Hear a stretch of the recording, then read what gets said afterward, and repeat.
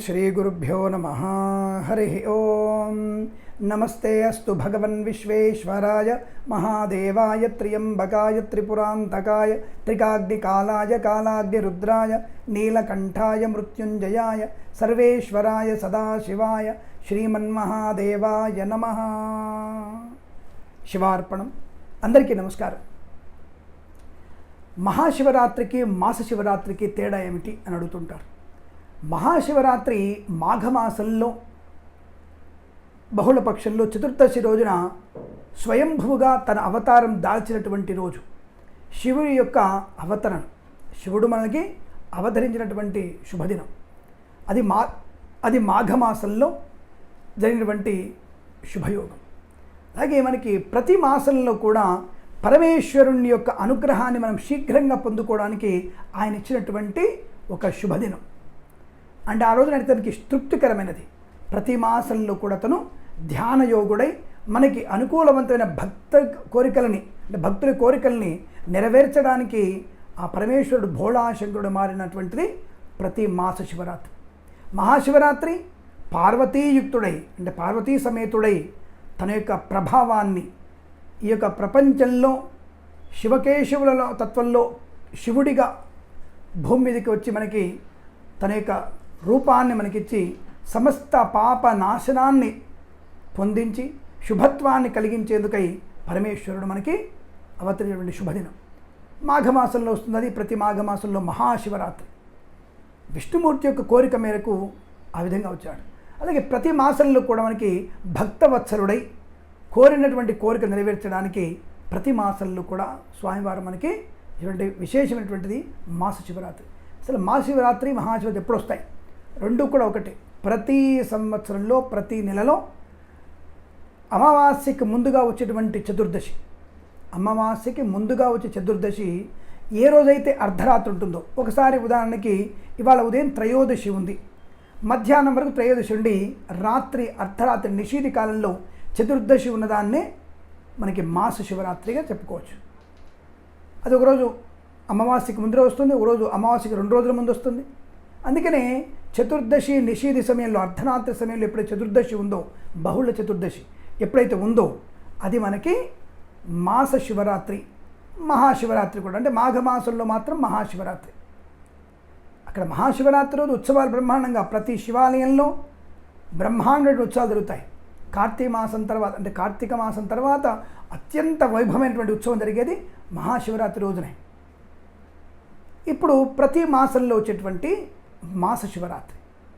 ఇక్కడ మనకి మీరందరూ కూడా మాస శివరాత్రి రోజున కనీసం స్వామివారి నామస్మరణ చేసిన ఒక 5 బిల్వదళాలు తీసుకువెళ్ళి శివాలయంలో ఆ పూజారి గారికి ఇచ్చిన ఎంతో పుణ్యప్రదం.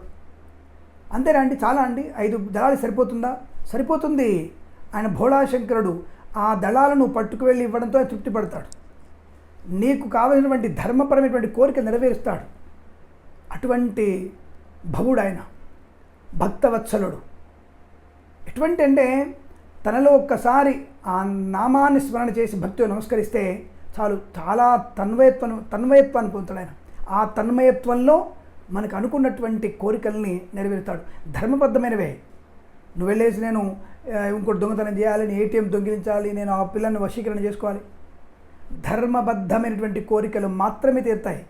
సనాతన ధర్మంలో ఉన్నది లోక కళ్యాణం కోసం కోరిన కోరికలు కానీ ధర్మబద్ధమైనటువంటి కోరికలు మాత్రమే నెరవేరుతాయి. తప్ప వావి వరుస లేనటువంటి మత ఛాందసవాదుల్లాగా దాన్ని అనుభవించాలి, దీన్ని అనుభవించాలి, అది నొక్కేయాలి, ఇక్కడ సనాతన ధర్మంలో అటువంటివి లేవు. నువ్వు బాగుపడు, ఎదుటివాళ్ళు బాగుపడాలి, ఇటువంటి భావన అనేది సనాతన ధర్మంలో ఉంటుంది. అటువంటి ధర్మమైనటువంటి కోరికలను మాత్రమే ఆ శివుడు కానీ విష్ణుమూర్తి కానీ మనకి వారి యొక్క అనుగ్రహంతో అవి సంపాదించుకునే అవకాశం. కష్టపడితేనే వస్తుంది. జ్యోతిష్యం కూడా చాలామంది అనుకుంటారు జ్యోతిష్యంలో డబ్బులు బాగా వస్తేనే కానీ మీకు పూర్వజన్మ పుణ్యఫలములని డబ్బులు వస్తాయి. అది సూచిస్తుంది జాతకం. ఇగో ఈ సమయంలో నీకు బాగుందయ్యా, కాస్త కష్టపడు, నీకు లాభాలు బ్రహ్మాండంగా ఉన్నాయి. ఈ సమయంలో నీకు బాగలేదు, డబ్బులు పెట్టుబడి పెట్టకు, అనవసరంగా పనులు చేయకు, నష్టాన్ని పొందుకుంటావు. ఇది సూచిస్తుంది జాతకం అంటే. అంతే తప్ప ఎవడో అజ్ఞాన వేదికల వాళ్ళు మాట్లాడిన మాటలు, ఇది మూఢనమ్మకం, సనాతన ధర్మాన్ని నిర్మూలన చేయాలి అనేటువంటి వెధవలు, ఇవన్నీ కూడా మొఘలు సామ్రాజ్యం లాంటి వాళ్ళే కొన్ని వేల మంది, లక్షల మందే నా సనాతన ధర్మాన్ని కనీసం ఏం పీకలేకపోయారు. నేను ఇలాగే మాట్లాడతాను నేను. కాబట్టి సనాతన ధర్మం గురించి వేరువేరుగా మాట్లాడే వ్యక్తుల గురించి ఇది ఒక హెచ్చరిక. ఇది మనము గట్టిగా నిలబడగలిగితేనే మన ధర్మం నిలబడుతుంది. ప్రస్తుతాంశంలో ఈ మాస శివరాత్రి కానీ, మహాశివరాత్రి కానీ మనం చేసిన పూజలు 4 బిల్వ దళాలు, 5 బిల్వ దళాలు స్వామివారికి ఇస్తే సంతోషపడతాడు. ఒక్క అభిషేకం చేశారు. ఓం నమో భగవతే రుద్రాయ, ఓం నమస్తే రుద్రమన్యవ ఉతో తైషవే నమ. ఆ యొక్క రుద్రమంత్రాలతో ఆ స్వామివారిని నీళ్లు పోస్తున్నప్పుడు ఆ యొక్క శివుడు ఎంతో ఆనందాన్ని పొందుతుంటాడు. అనుకున్నటువంటి ఫలితాన్ని వెంటనే కలిగిస్తాడు. సంతానం లేదా క్షీరాభిషేకం చేయండి, గోక్షీరాభిషేకం చేయండి. ఆరోగ్యం బాలేదా తిలతైలాభిషేకం చేయండి, అంటే నూనె నూనెతో అభిషేకం చేయండి. అలాగే శత్రువుల యొక్క బెడద ఉందా విభూతితో అభిషేకం చేయండి. ఆ స్వామి ఇటువంటి ధర్మపరమైన కోరికలు నెరవేరుస్తాడు.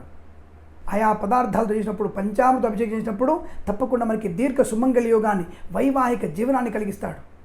సంతానం లేని వారికి ద్రాక్షరసంతోనూ తేనెతోనూ అభిషేకం చేయండి, సత్సంతాన ప్రాప్తి కలిగిస్తాడు. గోధుమ పిండితో అభిషేకం చేయండి, క్షుద్బాధను నివారిస్తాడు, అంటే కడుపులోటువంటి రోగాన్ని నాశనం చేస్తాడు. ఇలాంటివి భగవంతునికి చేసేవా. కొద్దిమంది వచ్చేసి ఆ పాలు అందులో పోసే బదులు బీదవారికి ఇస్తే బాగుపడతారు కదా, నువ్వు మందు కొట్టే బదులు ఆ మందు పైసలు వారికి ఇచ్చేయచ్చు కదా, నువ్వు చేసేటువంటి వేసుకునేటువంటి జీన్ ప్యాంటుకి బదులు 10,000 రూపాయల జీన్ ప్యాంటు బదులు 1,000 రూపాయల జీన్ ప్యాంట్ వేసుకుని 9,000 రూపాయలు దానం చేయొచ్చు కదా. చెప్పేటందుకు నీతులు ఉంటాయా? ఆ శివుని మీద నీళ్ళని, ఆ పాలని ఒక పాత్రలో పట్టిపెట్టి పెరుగు చేసి పెరుగును పంచండి, ఎవడొద్దన్నాడు మిమ్మల్ని? మా చేత కాదు. మరి చెప్పడానికి నీతులు ఉంటాయి, చెప్పడానికి అర్హత మీకు లేదన్న విషయాన్ని గుర్తుపెట్టుకోండి. ఇప్పుడు అక్కడ ఆయనకు పాలు పోస్తే అనేక మంది పాపాలు పోగొట్టి వారికి చిరస్థాయిగా రెగ్యులర్గా పాలు అందగలిగే శక్తిని కలిగిస్తాడు. నువ్వు ఒక గ్లాస్ పాలు మాత్రమే పోస్తున్నావు, 100 మంది 100 గ్లాసులు పాలు పోస్తున్నారు. ఆ పాలను దాచిపెట్టి కాగబెట్టి పెరుగు చేసి అందరికి పంచండి. తేనె వచ్చింది, తేనెని తీసి ఒక పాత్రలో పెట్టి తేనె అందరికీ ప్రసాదంగా ఇవ్వండి, అది మంచిదే కదా. నా దేవుడికి వేస్తేనే మీకు నష్టం వచ్చిందా? కాబట్టి ఇవన్నీ కూడా ప్రగల్భాలు పలకండి. భగవంతుడైనటువంటి ఆరాధన, సేవ అంతా కూడా మనకి అఖండమైనటువంటి ఆనందాన్ని, ఆర్థిక లాభాన్ని కలిగిస్తుంది. శివుడు, ఆ భవుడు మనకి అనేకమైనటువంటి పాప నిర్మూలన కలిగించి సమస్తమైనటువంటి శుభాన్ని కలిగిస్తాడు. ఆ మృత్యుంజయుడు మృత్యుని కూడా మనకి నాశనం చేయగలిగే శక్తి ఉంటుంది. ఇది నిజం, ఇది మాత్రమే నిజం. కాబట్టి మాస శివరాత్రి రోజున భగవంతుని మనం ఎక్కువగా మన కోరికలు నెరవేర్చుకోవడానికి ప్రతి మాస శివరాత్రి పూజ చేసుకోవడం. మరి మహాశివరాత్రి లోక కళ్యాణం కోసం చేసేది. లోకమంతా కూడా సమస్త జీవరాశులు, అన్ని జీవరాశులు, ప్రకృతి కూడా ఆనందంగా ఉండటానికి మహాశివరాత్రి రోజు మనం పూజ చేయాలి. ఆ మహాశివరాత్రి రోజు ఆ మహాప్రళయకారకుని పూజిస్తే లోక కళ్యాణం జరుగుతుంది, లోకం చల్లగా ఉంటుంది. లోకం పచ్చగా చల్లగా ఉండడం వల్ల మనకి అందులో మనం కూడా ఆనందంగా ఉంటాం. కాబట్టి మనం రుద్రాభిషేకం, సహస్రరుద్రాభిషేకం, శతసహస్రరుద్రాభిషేకం, ఘటాభిషేకం, శతఘటాభిషేకం, పంచామృత అభిషేకం, క్షీరాభిషేకం, గోక్షీరాభిషేకం, అలాగే చెరుకు నీళ్లతో అభిషేకం, ఇవన్నీ కూడా స్వామివారికి చేసినందువల్ల చాలా విశేషమైనటువంటి ప్రకృతి ఆనందాన్ని కలుగుతుంది.